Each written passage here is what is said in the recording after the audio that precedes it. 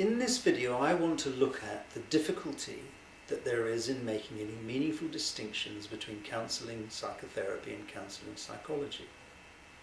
In fact, I don't believe that any meaningful distinction can be made between these three apparently different professions.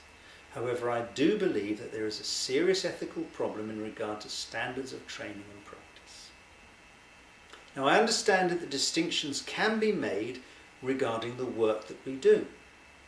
Time-limited work as opposed to open-ended work, for example, or the provision of emotional support, or the facilitation of depth personal self-exploration, or the varying levels of depth that we work to according to need. However, these distinctions are meaningless when they're applied to counsellors, psychotherapists and counselling psychologists, because we all are doing the same thing. Any cursory exploration on the internet will demonstrate that counsellors, psychotherapists and counselling psychologists are all providing treatment for the same broad spectrum of emotional and psychological issues. The BACP encourages us to use counselling and psychotherapy synonymously. The UKCP has been unable to bring any clarity to this issue. The Health Professions Council was unable to make any meaningful distinction, and I doubt very much that the Council for Health Regulatory Excellence will either. As far as the public is concerned, it must be impossible to make any meaningful distinction between these professions. In fact, I believe they must be bewildered by the complicated and difficult maze we present them with. I'm confident they would benefit by having a single integrated profession adequately trained.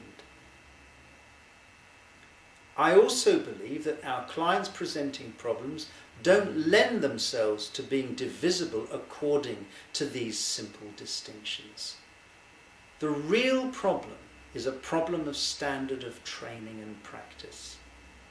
I think we should cease trying to establish meaningful distinctions between these three professions and attempting to divide our clients presenting problems up to accommodate those distinctions, and instead be fighting rigorously for a single level of training for anybody engaged in the provision of psychological therapy.